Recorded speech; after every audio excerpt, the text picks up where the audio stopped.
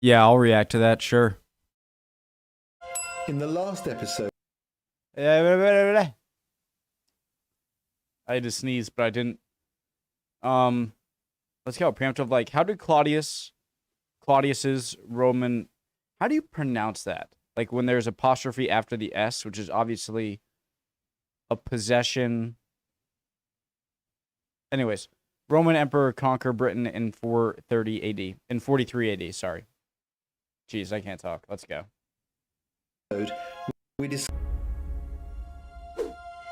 In the last episode, we discovered how Julius Caesar came to Britain, defeating the tribes on his second attempt. Caesar had definitely put Britain on the Roman map. It was now within the sphere of their influence, and trade had begun in earnest across the Channel. But Britain was still beyond the official borders of the Roman Empire, paying only a token tribute to Rome. And that would remain the case for almost 100 years. It wasn't till Claudius becomes emperor that there is a serious threat to Britain again. Claudius arrives as emperor with a huge question mark over his ability to be emperor. He needs to prove himself. When he took power in 41... Sorry, guys, I just wanted to... What was going on in Germany, or in the, other side of the Rhine, that made it so... How is it that Rome wasn't able to conquer what is today Germany, and then even into modern day Poland area and whatnot? AD, Claudius was frail and inexperienced. He thought that a military triumph was what he needed to cement his position. And that was the spur that would bring about the invasion of Britain. And it was a big step. Everybody knew that Caesar had had a tough time in Britain, and Caesar was no lightweight. Claudius looked to Britain, he saw the stocked warehouses in Gaul and thought, this is it, this is my make or break opportunity to prove my worth.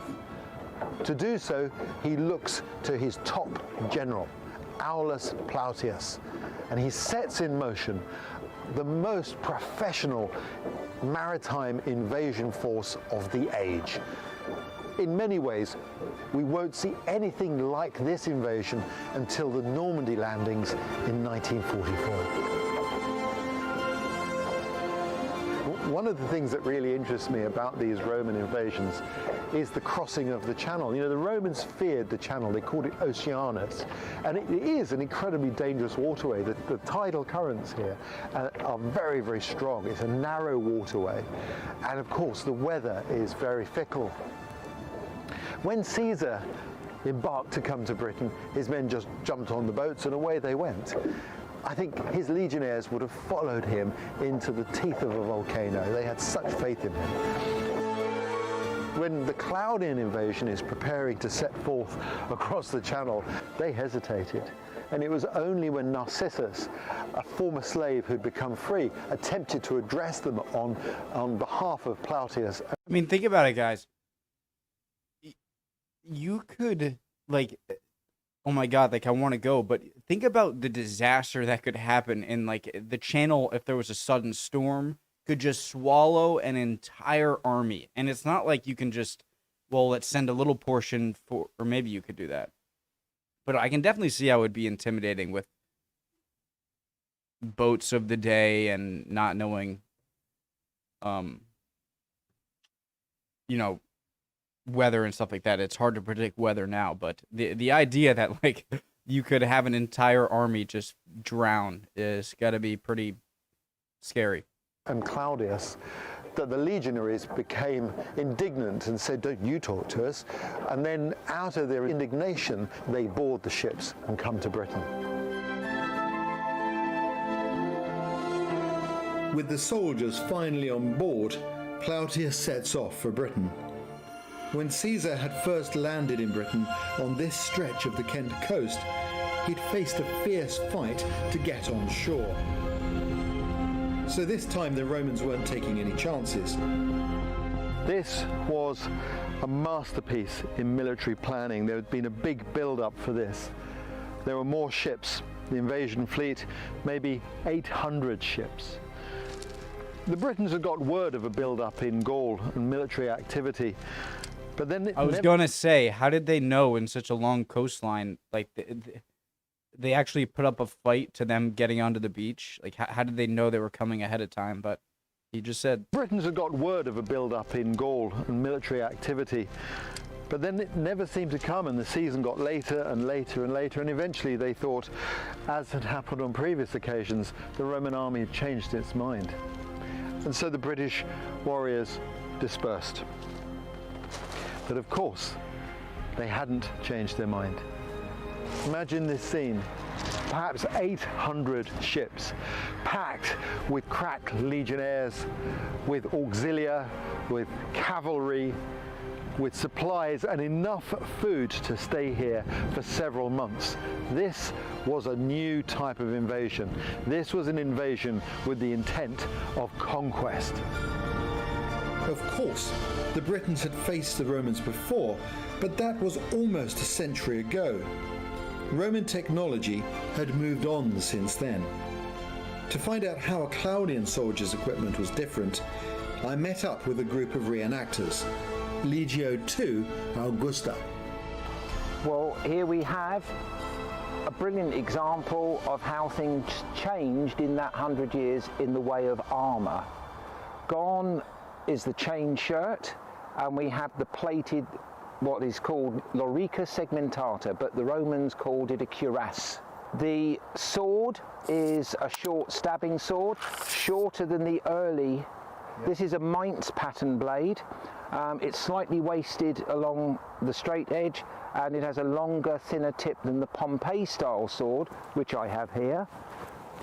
Both were in common use At that time. So this is a lot simpler to make. guys, it's such a badass looking sword, but it just with such little, it's like it's not very long. I suspect, and it looks less fragile.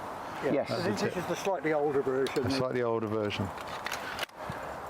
Around the waist we've got a patterned belt with belt plates. Hundreds and hundreds of different styles of belt plate have been found. Some are patterned, some are plain, some have colour on them. In fact, there's so many different types, possibly every Roman soldier had his own design. Down below that we've got the apron, the cingulum militare, with very decorative pendants on the end. There's certainly no creeping up on anybody. On the belt was another weapon, the Roman pugio, a dagger, again with that large, very small entry, widening out very quickly. So if your sword was broken, knocked out of your hand, you could still thrust with it, but I guess it was a finisher offer, wasn't it? Easily. Both weapons of this type are designed to cause massive hemorrhaging, and only 2 inches in the right place, Roman writers tell us, was enough. But just jumping back to the armour for a moment, you'll see its design is to protect the person far more from a slashing weapon than a stabbing weapon. Yeah. Once again, the Iron Age tribes haven't adapted after facing Caesar's troops, and the idea is that it'll get hit on the shoulder and slide off harmlessly. Deflect it, yep. The helmet is typical of the period. The eyebrows aren't there to make it look pretty, they're actually there to strengthen the metal at the front of the helmet. Again, against a slashing attack, as with that visor. Yes, the brow band is there. Now, the Romans did have a thing about people's ears, because many Romans believed that when you were born, your soul entered through your ear. And when you died, it left through the other ear. So we generally find very good ear guards on Roman helmets so that you didn't lose a piece or all of one of those precious ears. But interestingly, their helmets is... I mean, you'd still have an ear hole, right? I mean, okay, that's interesting. Not to occlude your hearing. So obviously there were all we know orders were being given and you had to be able to hear them. Broad neck guard on the back, again, would protect the man from a slashing weapon. And overall, this... Why not then, maybe it's just too much in the production cost or production time, but have a And from- sort of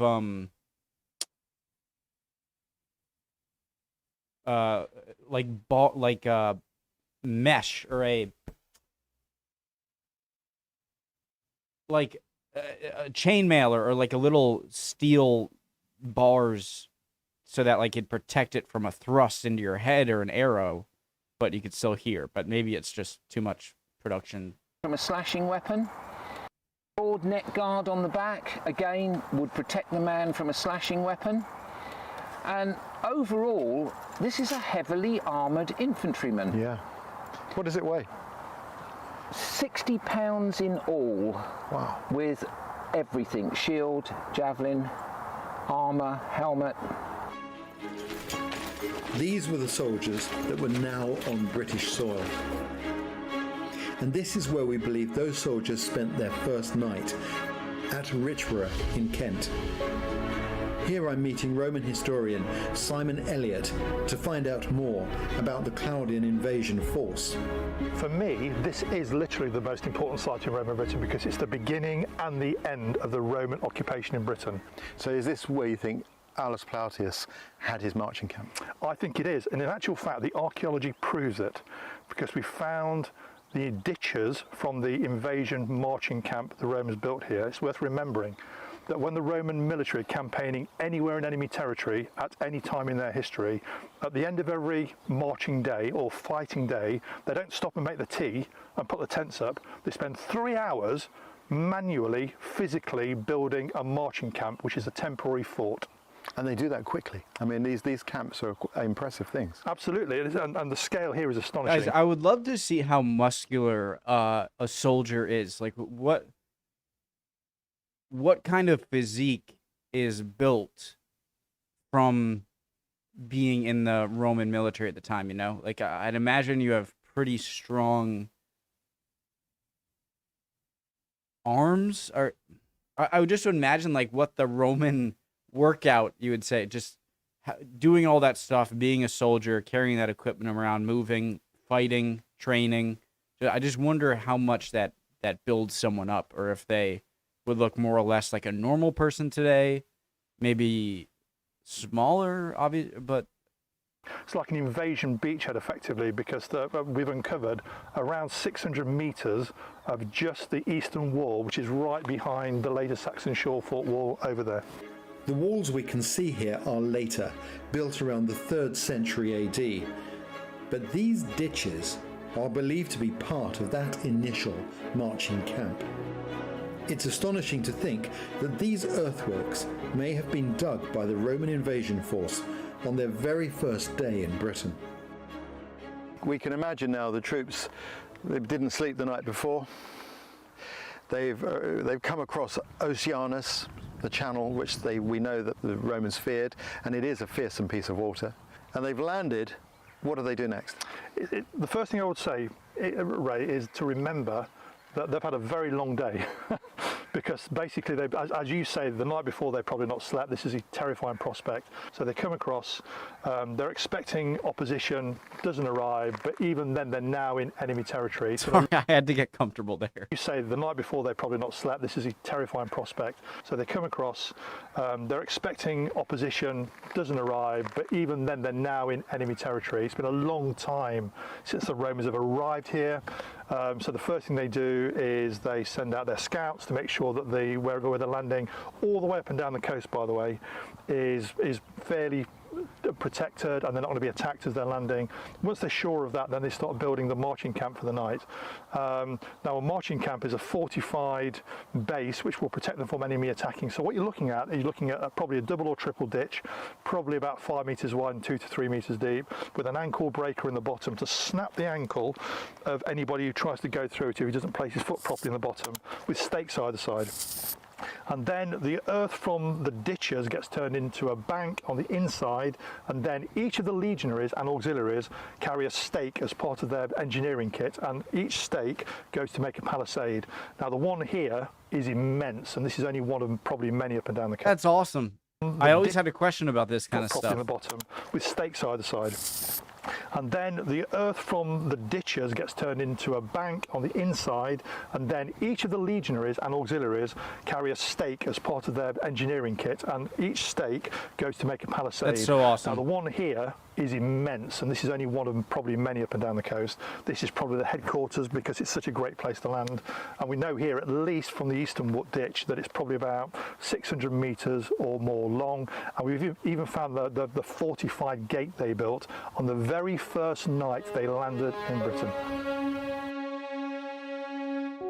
Why here? I can only assume that this must have been the GHQ for that invasion force. I think, remember where you are, so all around you is going to be water. So this is originally built on an islet, so the fields behind here, the fields here, they're all water. It's the Wonsom Channel, which is a really big waterway in the Roman period, isolating the Isle of Thanet over there and the high ground over there on the north coast of Kent from here. So basically this location here was a perfect place to put, as you say, the GHQ of the Roman invasions of Britain.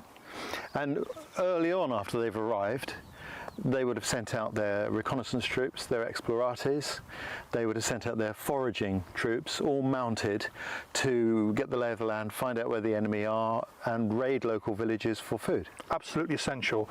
It's worth remembering as well, though, that from the time Caesar invaded 90 odd years earlier, Britain was on the Roman map to an extent, and I think personally that they cased the joint. I think that too. Yeah. I think exactly that. The key thing that was missing in Caesar's invasions was reconnaissance, and the Romans were very sophisticated in their reconnaissance, and we hardly know anything about their reconnaissance troops, just as we wouldn't today. They were secret, but we do know they had these troops called speculatores, who were the spies of their age. So that's absolutely true.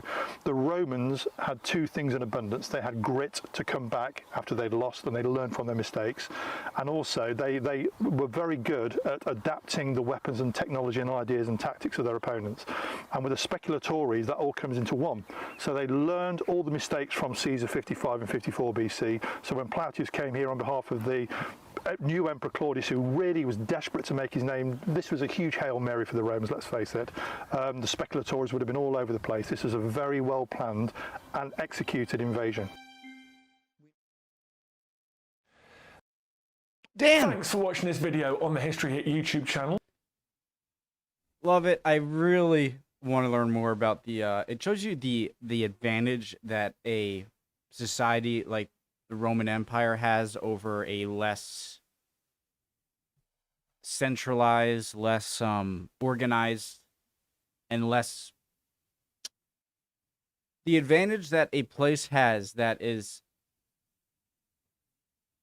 generations the same sort of basic structure of government and a one cohesive empire, and that all of the things that go into, all right, yeah, give all the auxiliaries one stake, so when we have to make a fort or whatnot, they all put it down, and just all the things that they think of in advance shows you just how much experience the army has and Rome has in waging war. And that was the most fascinating part about this video for me, for sure. Hope that made sense. Love y'all. Hope y'all doing well. Can't wait to see your comments. See you guys next time. Bye.